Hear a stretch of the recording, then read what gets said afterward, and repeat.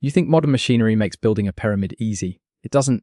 We can build steel skyscrapers in months, yet recreating the Great Pyramid of Giza today remains impossible. The barrier isn't a lack of cranes or laser levels. For over 4,500 years, this structure remained the tallest on Earth. It contains more than 2 million stone blocks with some granite slabs weighing 80 tons. A single slab is heavier than a modern train car. And yet, the ancient builders finished the entire structure in just 20 years. A modern highway expansion often takes longer than that. They did this without a single wheel or pulley. Around 2560 BC, Pharaoh Khufu commissioned the largest monument ever attempted. His surveyors began by leveling the bedrock. They got the base so flat that it deviates by less than 2 centimeters across a footprint that could hold 5 football fields. A slight tilt at the foundation would cause the structure to lean as it grew. Instead, the corners align almost perfectly with the 4 cardinal directions. They achieved this without compasses and without metal tools. Their most advanced instruments were plumb bobs and sighting rods made of wood. Yet, they aligned the edges to true north with an error of less than 1/15 of a degree. This is more accurate than the meridian alignment at Greenwich.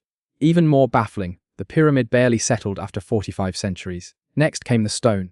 Workers had to shape and stack over 2 million blocks. This meant setting one block every 3 minutes, 10 hours a day for 20 years. The sheer volume of rock is enough to build a wall around France. Most of the limestone came from local quarries right next to the site. But the most critical chambers required granite, and the nearest granite quarry was in Aswan, 800 kilometers up the Nile. Moving these 80-ton granite blocks required wooden barges designed to float during the Nile's seasonal floods. Once the stone reached Giza, workers hauled it up ramps using wet sand to reduce friction. Pouring a precise amount of water in front of the sledges cut the required pulling force in half. Too little water would leave the sand dry, creating a barrier. Too much water would turn the sand to mud, trapping the sledge. It required a dedicated worker walking ahead of the team, constantly measuring the dampness of the sand. This sounds simple until you calculate the size of the ramps. A ramp steep enough to reach the top of the pyramid would require more material than the pyramid itself. This is where the first theories fail. If the ramp was external, it would have left massive scars on the plateau. No such scars exist. If the ramp was built inside the pyramid in a spiral, the builders would have worked in complete darkness. But we find no soot on the ceilings of the inner passages. This leaves us with a paradox. This is where most people would stop. But the ramp is only half the mystery. The greater challenge lay in organizing the workforce. Popular myths suggest the pyramid was built by slaves. Archaeology shows otherwise. Excavations at Giza revealed a lost city that housed thousands of skilled workers. They slept in comfortable barracks and ate prime cuts of beef. They also received advanced medical care.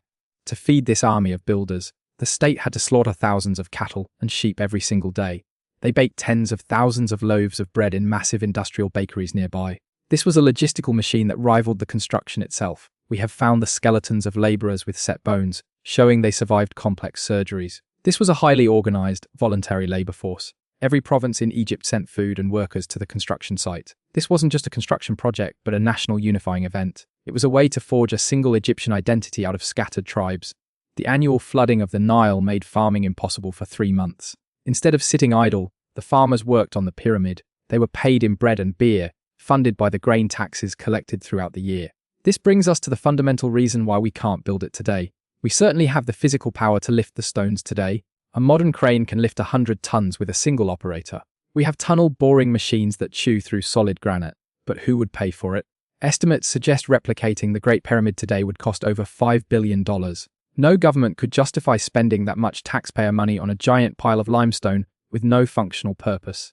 No corporation would fund a project that offers zero return on investment. Our world operates on quarterly earnings and immediate utility. The Egyptians operated on a scale of centuries. There is also the problem of land and bureaucracy. Building a pyramid requires a vast, stable area of bedrock. Today, that land would be tied up in years of environmental impact studies and property acquisition disputes. Even if you had the money and the land, you would struggle to find the workers. We no longer train people in the art of manual masonry. Our engineers are trained in concrete and steel, not in the physics of stacked stone. A stone monument relies purely on gravity and friction to stay upright. We don't build this way anymore because we don't need to. But the deepest barrier is belief. To the ancient Egyptians, the pharaoh was the connection between heaven and earth. Ensuring his safe passage to the afterlife was seen as essential to the survival of the universe. They believed that if the pharaoh failed to join the gods, the sun would stop rising and the Nile would dry up. This shared conviction was the ultimate engine of the project. You can't replicate that kind of devotion with a paycheck. We can copy the shape of the pyramid easily, but we can't copy the culture that desired it. The Great Pyramid represents something far deeper than technology. It is a monument of absolute social alignment. Until we find a cause that makes millions of people willing to spend 20 years pulling stones in the sun, the Giza Plateau will remain unmatched. So, if you had the resources, what monument would you build to last the next 5,000 years?